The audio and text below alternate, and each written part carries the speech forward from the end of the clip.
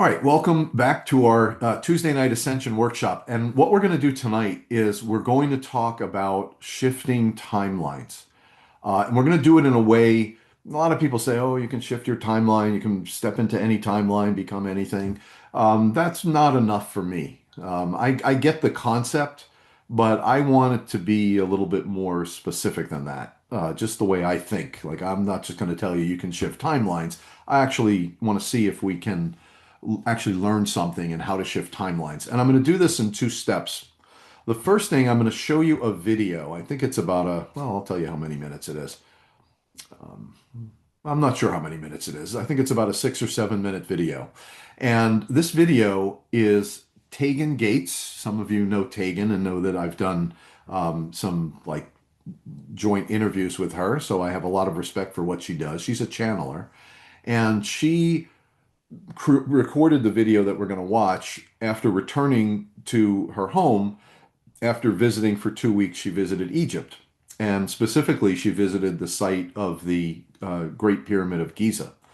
And she describes in this video her experiences and the channelings that she received before, during, and after her experience with the Great Pyramid of Giza. So, without any backup facts or I'm just going to say something, which is a theory that I happen to believe. Okay, the Pyramid of Giza is built at the intersection of a very special spot on the Earth where many of the ley lines intersect.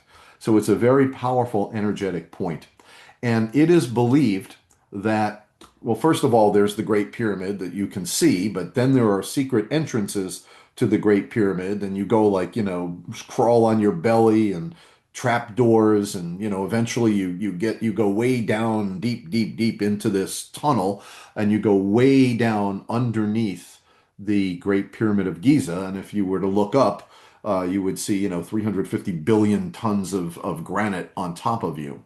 And it's called the King's Chamber. And the King's Chamber, the way you get into it is this unsuspecting door, and outside the door is this whole inscription, which I don't have ready in my head, but there's an inscription outside the door, and you move a rock, and when you slide in, you drop down into a room, which is about as big as the room that I'm in, maybe about 10 feet, 12 feet by 12 feet, just a room, obviously enclosed in granite. And then you pull the rock closed, and now it is a perfect echo chamber. And so the Egyptians, my question is, did the Egyptians build the Great Pyramid? Would they possibly have had such technology? Would they even have any way of knowing that this was the intersection of all these ley lines?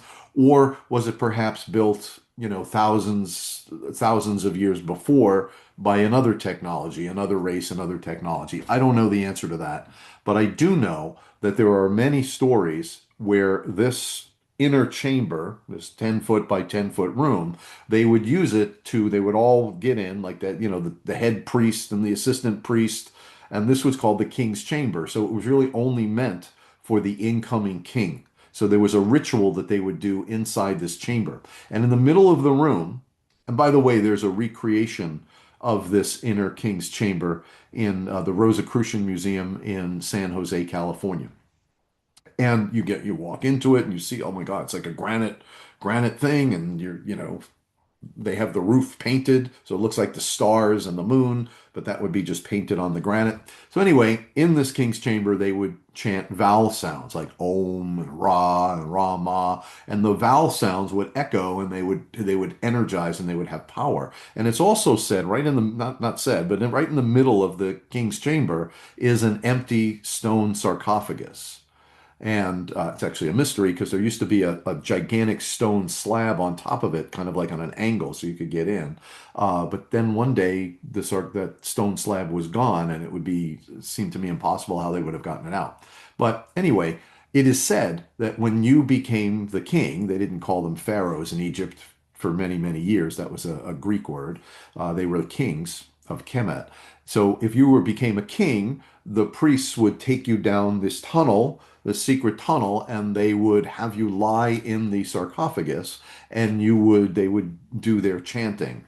Of course, we don't know what that chanting is. We don't know what the real significance of it was, but it is said that right at the point of that stone sarcophagus, many of the energy lines connect. And it is said that the king would be able to see the future or see another timeline.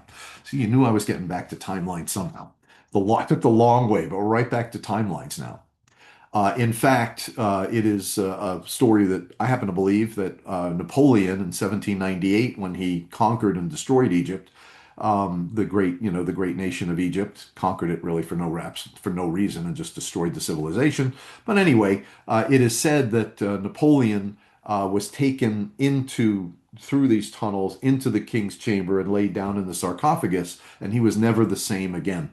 He never spoke about it when he came out. He was in there for about 4 hours, so it takes like an hour to crawl down, and maybe an hour and a half. And then they stayed in that room for a while, then they crawled back out. It is said that he never spoke about it again.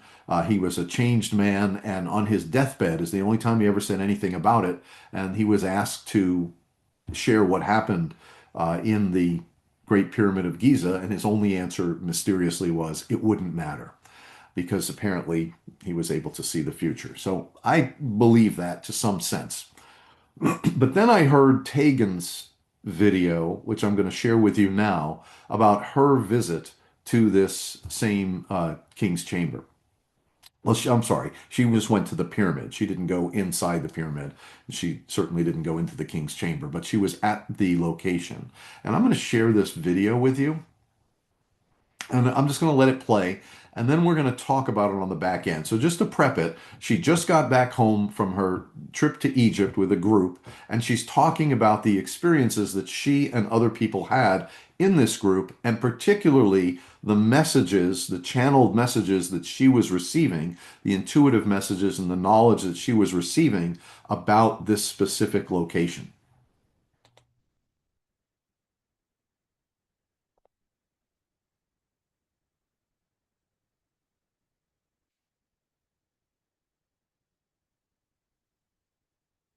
Just give me a thumbs up if you can hear this for the first few seconds. Just make sure you can hear it. Hello again, I'm back. So here is part two of the update from the Egypt trip. The main thing that, was a major theme and kept coming up over and over again was about our interdimensionality. And so what does that mean? It basically just means that your energy, your essence, your soul has incarnated and is currently incarnating into basically an infinite number of parallel realities. We experience that as past lifetimes and future experiences. We have the ability to tap into our future selves just as much as we have the ability to tap into our past selves, but really time is nonlinear and all of these things are happening now. So one of the interesting things that was coming through was that the participants in this retreat and myself were going to these temples, going to these places where we had very visceral experiences in parallel realities that we were able to connect into when we were there. So when you go to a place where a past life version of you or a parallel version of you in a separate now moment, and all of these now moments are just layered on top of one another, when you go to the same physical location that this past life version of self is existing, and you are in the exact same physical location that that past life version of self is, you create a channel of energy between you and that past life version of self, past life. So because that channel of energy is being created, it basically creates a channel in space-time. It's a quantum channel. It's a channel between not only dimensional planes, but timelines, which makes it easier for you to not only access the memory and the energy of some of these versions of self, which is why we had experiences like moving into a certain temple and having like very intense emotional experiences come up that were related to experiences that were happening on parallel timelines. But it also allows you to connect in with these skills, attributes, abilities, and emotionality of these different versions of self. So for example, if you are going into a temple and you're connecting in with a very empowered, potentially like nobility, or even royalty, or somebody with like a high status, a high level of empowerment, you are able to feel into those energies to a higher degree, that channel of energy makes it easier for you to access that version of self that's holding those attributes, which gives you an opportunity to feel into and embody that specific energy, which gives you an anchor point in this version of self. So, multidimensionality, our ability to tap into all of these different versions of self was something that really kind of came through over and over and over again. And there are two ways where and how these activations happen. So, this is remembrance coding that we are receiving when we're going to these different physical locations. It's almost like we are playing a game of Pac-Man or playing a game of something where you're like Mario, we're collecting coins along the way, and that is us collecting codes that we have dispersed in other parallel timelines that when we move along the earth and on the earth, we are collecting them and bringing them into our energy body, which is basically just assisting us in integrating ourselves and this present version of self into a more whole and complete version of the self, which allows us to come into a deeper sense of unity within, which is our highest, most aligned, most authentic state, and most aligned with our soul self, our higher self. So that's one type of activation that happens on these trips. And the other type of activation is place-based activation. So going to places like the Giza Plateau, which is one of the main earth chakras, which means it's a degree of high-level energetic convergence. There's a significant amount of ley line convergence in that location. And because of this significant amount of convergence, which is very similar if we're thinking about it in terms of what I was just describing with the different versions of us layered in a quantum way, but the ley lines are layered energetically, which again creates that same channel of energy, which makes it easier for us to access a higher vibrational frequency because it's a channel between dimensions.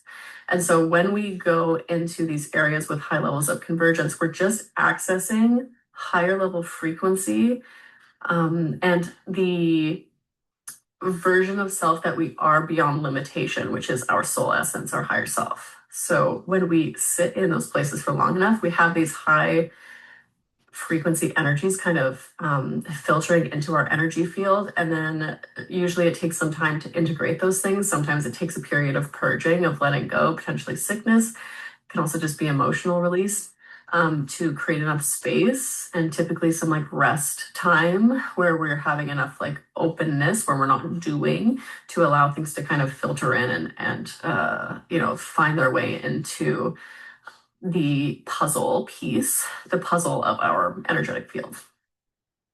So those are the two kinds of activations that we see and that occurred on the trip. And it's just interesting to me because for the most part, I think that a general theme that we're going to be seeing this year is, in a sense, around multidimensionality, but it's really about how our perception of space time is incorrect and how we are going to progressively and incrementally move toward an understanding of our reality that is beyond our current perception of space time. And for those of you that are on my Patreon, I did touch on this in the last month ahead live and potentially in the year ahead prediction, where I just talked about how the anomalies around space time is something that is going to continue to be a theme for this year, where hours will feel like days or days will feel like hours. And that's kind of designed not only like we're experiencing that because the collective frequency is just raising. And so having these kind of anomalies is just going to be a part of that process. But it's also part of the process to assist us in disconnecting from our view of how time actually operates because it is nonlinear. And so we're going to be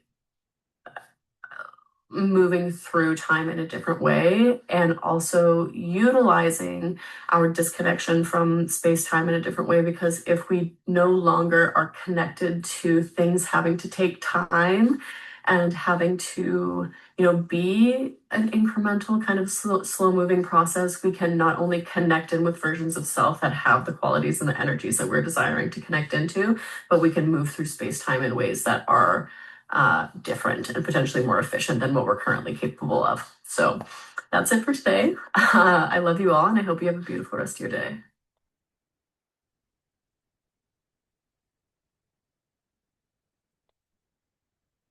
Well, there I am. Who's that guy? So that's what Tegan said when she got back from her experience in Egypt. Basically, to repeat, or some of the things that I wrote down, is all timelines are existing at the same time. The version of you that used to be, and the version of you that is, and the version of you that will be, they're all at the same time. And you can access the attributes that you've had in the past or that you may have in the future, as she said, skills, attributes, abilities, and emotionality of other timelines. So you can actually absorb that or experience that. She said, feel into those energies. You can embody that energy, embody that different version of yourself, a version of self beyond limitation. And she said that the goal here is to disconnect from the limited view of time, and that in truth, time being nonlinear, things don't have to take time. And I think that's a maybe a summary. Maybe I missed some other gigantic points that she made, but those are some of the notes that I just took. And what she's seeing and what she's experiencing and what she's kind of learning is looking at these multiple realities, multiple timelines from the bottom up. We have the ability to rise to source consciousness, or this consciousness of pulsation in the sixth and seventh dimension, and look down, and as the universe explodes, all those timelines exist. And what she's saying, and we'll do a meditation to go through this or to lock it in. What what I'm saying is, from this higher seventh dimensional perch, if you want to, you can look down and see or realize that all realities are happening at once. That this explosion has happened a zillion times. As the universe explodes in this moment, it's not just this moment, it's all explosions happening at the same time. So all these realities are happening at the same time. And what we're going to do now is we're going to do a meditation that's going to rise us again to this sixth, seventh dimensional perch that we now can start to anchor ourselves on, look down on the universe as it's created, as it's exploding, and choose different timelines. Not necessarily different outer circumstances, but different skills, attributes, abilities, and emotional states. So we can actually choose our abilities, our emotional states, our attributes, because we're not locked. What she's saying is we're not locked into this version of ourselves. That if you truly, now for them, they've got to go to where the energy lines intersect, so it creates, as she calls it, an energetic portal, or almost like a time portal, where you're here, but you're experiencing other things in other times. So for people that are looking at this from the bottom up, they would have to go somewhere specific to be able to experience this. Whereas we can hack the whole system, take a shortcut, go up to the higher dimensional understanding, look down, and simply choose our skills, attributes, abilities, and emotionality. So we can choose to be different than we are now. Understanding also what she said was important, that we are eliminating our limited view of time and recognizing that all things happen at once, and that we have the ability, as I say, things don't have to take time, according to Tegan. Thoughts, comments, what anything you got out of that, or what Tegan said?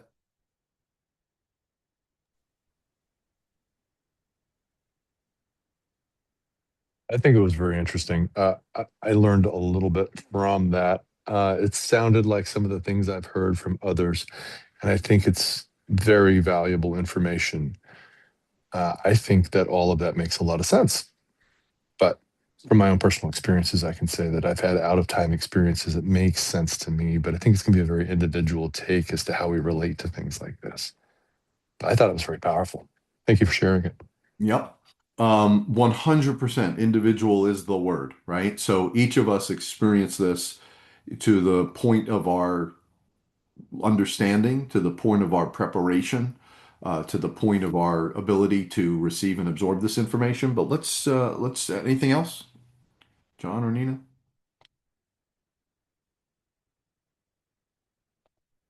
All right.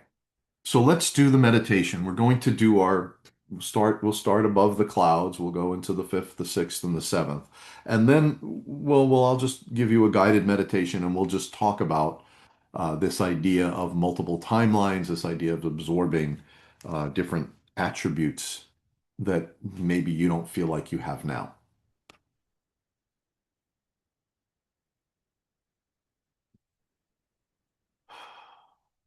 All right, release all tension. Stop projecting and relax. Try to release all stress, tension, any knots in your body, your neck, your shoulders, just arms. Just let it all go. Close your eyes if you're able. And notice if your attention is projected outward, even though your eyes are closed, very subtle, reverse your awareness to inside your being.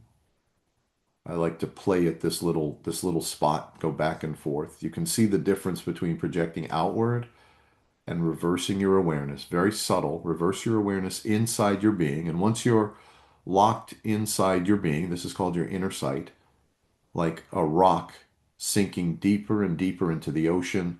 Your focus, your attention, your awareness goes deeper inside your being.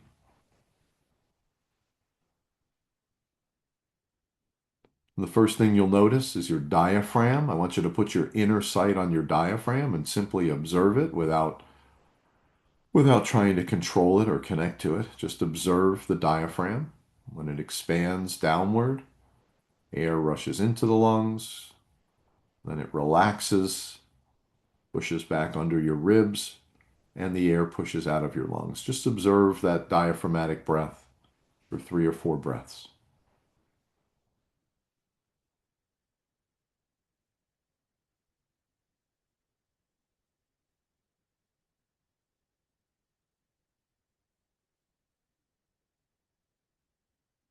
I want you to feel relaxed, but now I want you to feel twice as relaxed.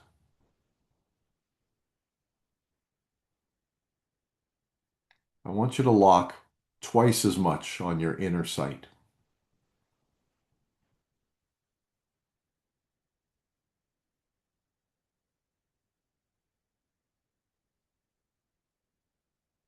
I want you to imagine in the fourth dimension, the clouds below, that represents mind. The third dimension is a dimension of mind. The fourth dimension is frictionless, blue skies all around, and the bright sun overhead. You can literally see your own body if you look down into the third dimension. But your body has no mind of its own, has no agenda. Your consciousness is indeed separate from that body.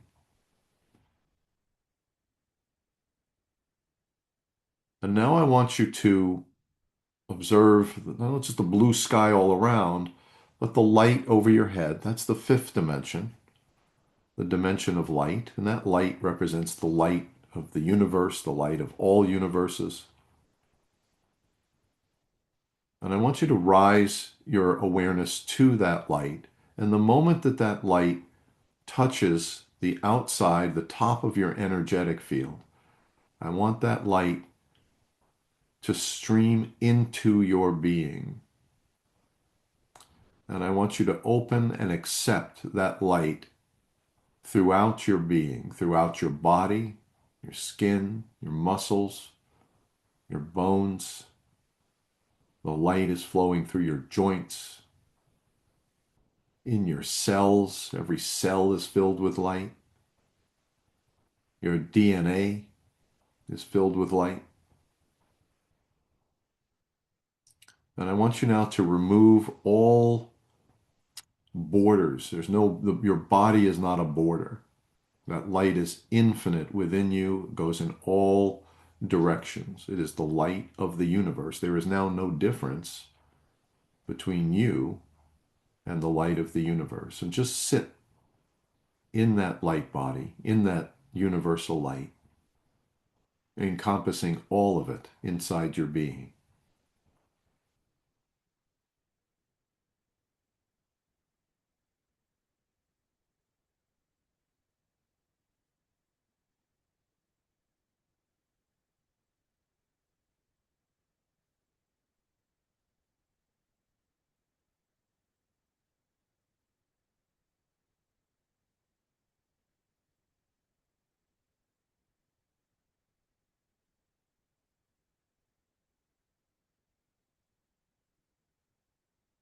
Now let's rise our consciousness again beyond the light to the sixth dimension. From the sixth dimension, you can look down and you can see kind of the top of the light. You see how it's exploding. Every moment, the universe is being created, exploding out into zillions and zillions of pieces. And then it draws itself back in. The universe gets recreated in the next moment and explodes again out. And the universe is like a pump like this. You, as the universe explodes, you see how the light explodes into zillions of pieces. You're one of those pieces.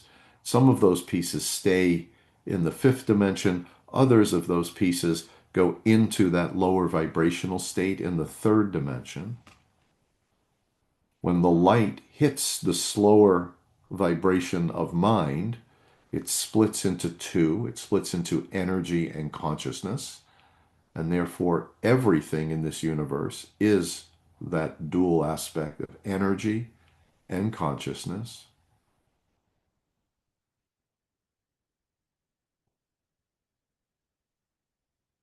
But in the sixth dimension, the universe hasn't exploded yet. Time stands still because nothing has been created yet. You are above all of creation. I want you now to look up and experience this seventh dimensional waterfall. It is a magnetic, a living magnetism that pulses right before boom, blowing up into zillions of pieces. You're now part of this pulsation. This pulsation is geometrically structured. The universe itself has a core geometric structure, and although it blows into zillions of pieces, each tiny little piece carries that full geometric structure of source. I want you to stand in that waterfall. Imagine it going over your head and right through your being, and I want you to absorb all of the pulsation of source. The full pulsation, the full power, the full geometry of source. If anything in you is not aligned with this geometry of source, I want you to release it and allow the pulsation of source to flow freely through your body.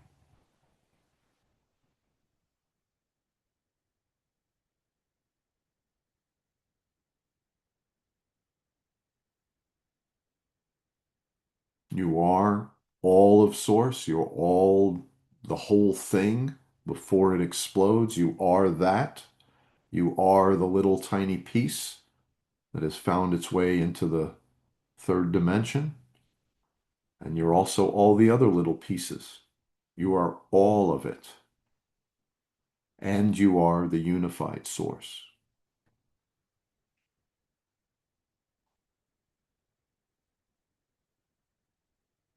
Now, according to the message that we heard earlier, when the universe explodes, and let's say we're just in this present moment, all realities are created at once. We perceive one of those realities. We perceive one timeline. But from this higher dimension, you can see that there are an infinite number of timelines. You, being source, being all the pieces in the fifth and lower dimensions, you are all of those timelines.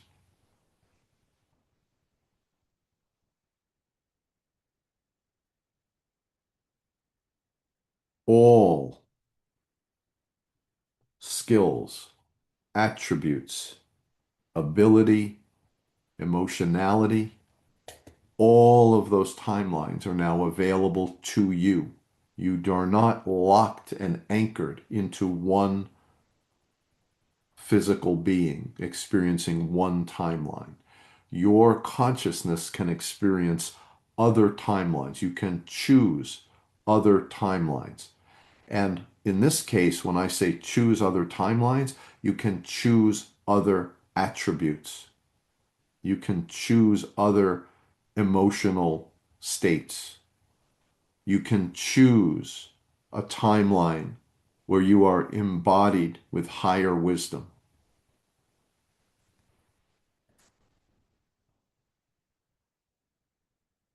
You are beyond limitation.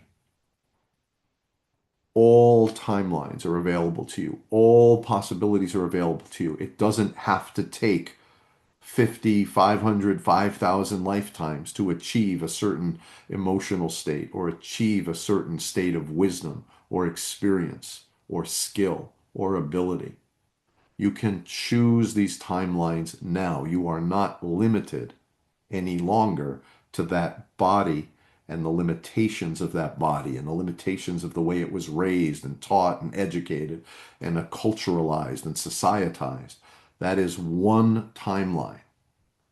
We now have drawn ourselves out of that timeline and now can look and scan any timeline that we choose. We can embody that emotionality. We can embody that experience. We can embody that wisdom. There's nothing that's stopping us from being a different person, from standing up straighter, for, feeling more powerful and authoritative. Nothing is stopping you from grabbing these attributes from all these other timelines and embodying them now, immediately. And so I want you to choose your highest, most expansive self. And I want you to draw that timeline and all the attributes and experiences and skills and abilities and knowledge of this highest possible timeline. I want you to absorb that and now live on that timeline, live with those abilities, live with that knowledge and wisdom and experience, live with that more refined state of emotional control, live at a higher state of love and compassion and bliss. You don't have to strive for these things. The cheat code is we go to the seventh dimension before any of these timelines are created and simply choose the timeline we want to ride on. So I want you to keep using your imagination, use your inner sight. I want you to imagine different attributes, even if nothing specific, if no specific words come to you. This might be something you might feel or just have a sensation about. I want you to rise your abilities without limitation, rise your perspective without limitation, rise your knowledge and your emotional state without limitation. Rise to higher experiences without limitation. All experiences are yours, available to you like a jukebox. Just take it. Now it's yours.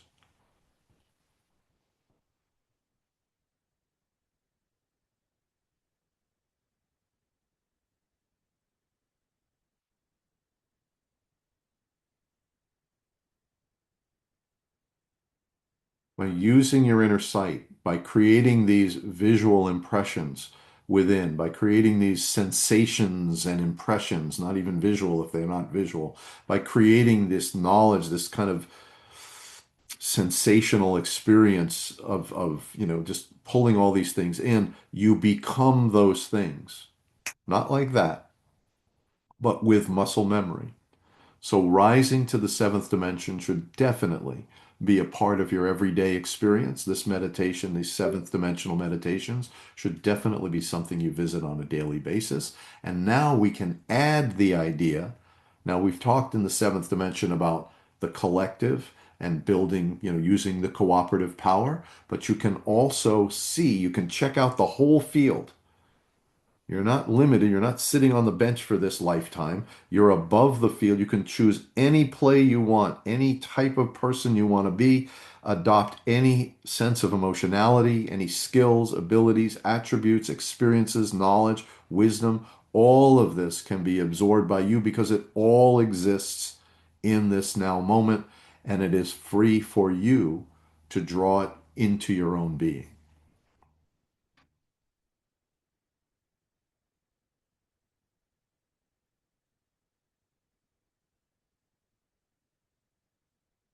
Those who are pursuing this from the third dimension feel like they need to be at an energy center in order for this portal to be created, but no portal needs to be created.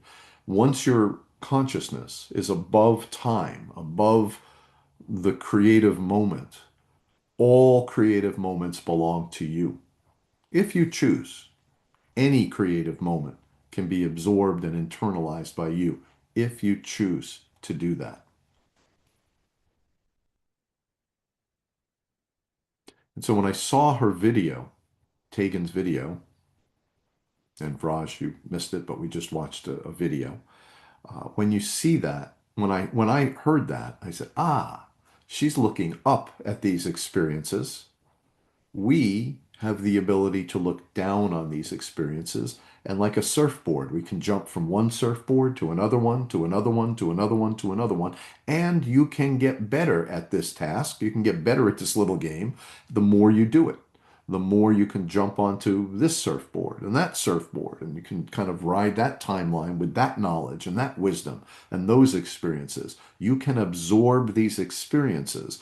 This is not just shifting timelines, but choosing the best features from all timelines and internalizing those features.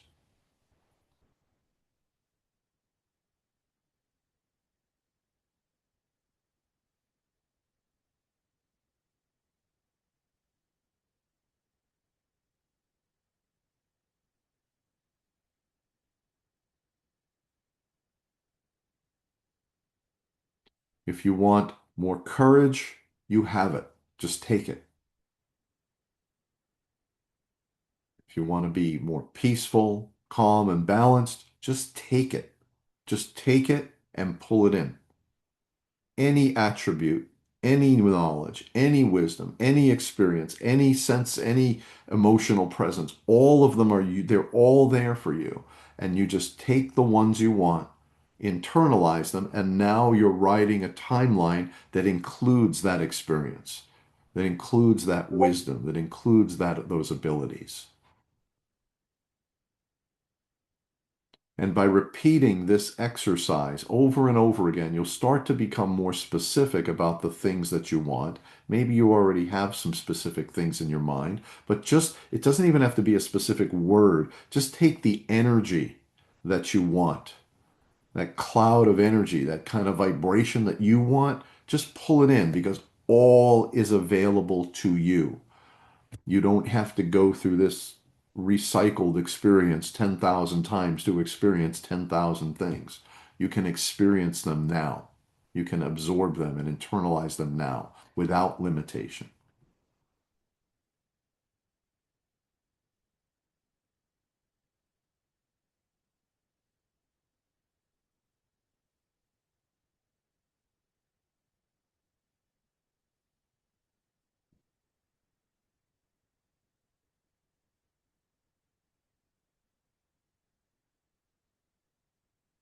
Repetition builds muscle memory. Muscle memory locks this process in your subconscious, and you become the person who can pull any attribute, any experience from all timelines, whatever you want. It's just yours. Nobody's playing defense. Grab it, put it inside your inner being, and learn to percolate with it. Just become that person, become that different, better version of yourself. And recognize that you are all those things and any of those things that you choose. And the crazy thing is you've been locking yourself out of 99.9999% of possibilities because you were so fixated on the one possibility. This is who I am. But the truth is when you draw your consciousness up to higher perspectives, you realize that you are all of those experiences.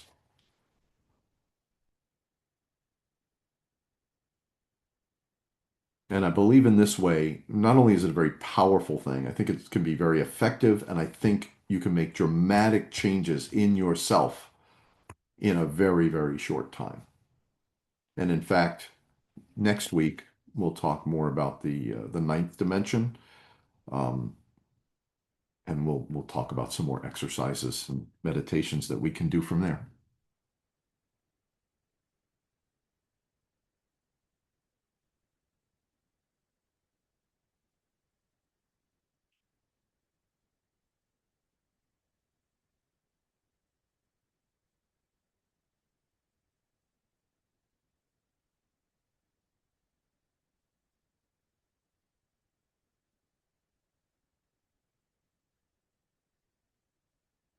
I think a lot of this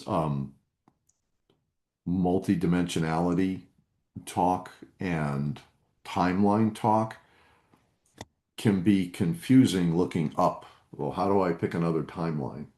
When you rise and look down, you realize that all these timelines are just fine. They're just for you. Any of them can, but now and the difference is when you're down in the third dimension, you don't see any other timeline. You just kind of, oh, I wish I had that guy's timeline. Oh, I wish I had that guy's money. Oh, I wish I had that guy's life. Wish I was like that person. Oh, I'm so jealous because you only see your own timeline. But what you don't see is that your timeline is just one of a zillion. And why on earth would you invest all your energy in that one timeline when you can expand your own experience really in an unlimited way?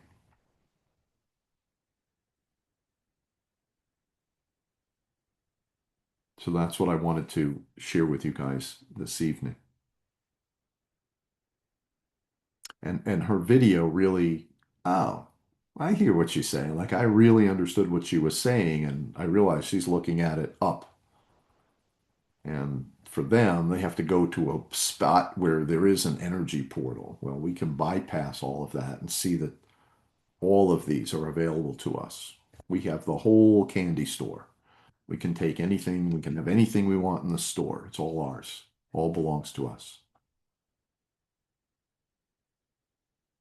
And it sounds like it's a mental exercise until you begin to see it manifest in your own attitude, in your own words, in your own behavior. The more you do this, the more muscle memory you're able to do, and the more you really understand the fluidity of your abilities and the limitlessness and the fluidity and the ease with which you can slide. And I like this from this timeline, and I like that. I want to be like that. You don't have to wish you were like that. You can simply absorb that emotionality, absorb that wisdom and experience. And the more you do this, the more you realize that it's a very fluid situation, and the reality that you experience is only the way it is because you've been boring down and drilling into this one reality over and over again every day. And so that's the reality that's created for you. Now we're a free agent and we can choose different aspects, different experiences, different realities, different timelines. And then if you do this over and over again, this becomes the new pattern. And this becomes the reality that projects back to you. Well, that's some pretty high teaching right there. That's some deep, deep insights right there. So I'm glad I'm glad I found Tegan's video because it opened that way of thinking that I really hadn't thought of before. I just thought, okay, we'll go up to the seventh dimension and, create our blueprint and, be a collective. But it's also a way to personally shift and change and adopt and become something better, something that more of who you want to be, more of the person you want to be.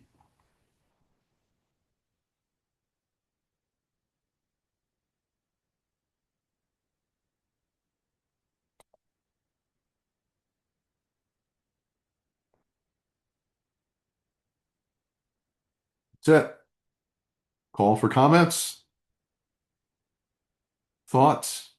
What are like one or two things that you got out of that, or that you your take away from that, or what's the one or two or three things that you'll remember from this?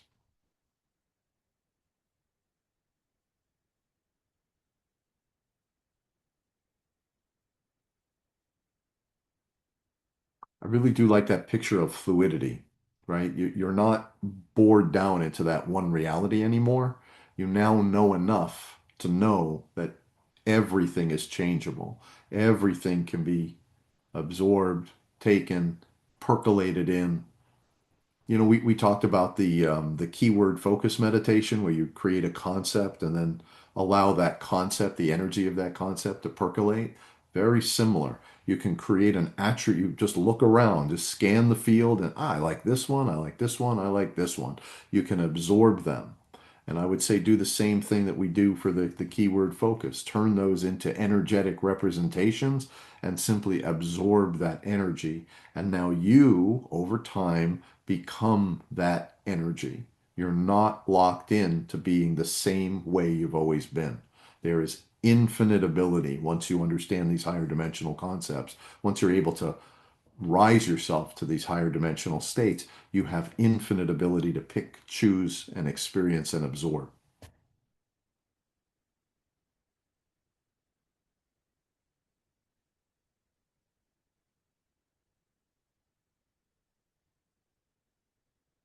And there you have it. All right. So I'll leave you guys with that. I did the double relax thing. That gets me too when I say it to myself. Then relax twice as much. I get that myself. I threw that in there. Nice. All right, guys. That's what I have for you tonight. Hopefully I'll see you all on Friday at 4 p.m. Eastern. Um, well, the point wasn't to fall asleep, guys. The point was you got it. It's all great. All right, I'm going to post this as, within maybe tonight or tomorrow morning. Thank you all for being here. And I want to say this again. Thank you for holding this space. Brian and John were here. I'm going to repeat what I said the other night to Nina and Vraj. Thank you for holding this space. I never really understood what that phrase meant, but literally, this small group is holding this space. And we are building, and next week we'll go higher and higher and higher without anyone holding the space. It's not a space that just Alan, I can hold by myself. We need people here, and it's your energy, it's your intention, it's your focus, it's your commitment that is literally holding this space. And this is a sacred space that now exists for others to step on the same exact journey that we have. Remember, we're not ascending for ourselves. We're ascending to create an energetic pathway that others can follow. This is a really good pathway to create this idea. So, everyone, thank you all so much. Thank you for being here. Thank you for spending time. And I will see you Friday at 4 p.m. I love you all. And for those that want to reach me, of course, I'll be on the Circle platform as always. All right, guys. Love you all. Thanks. I'll see you Friday, 4 p.m. Eastern. Everyone, take care. Good night. Good night. Good night.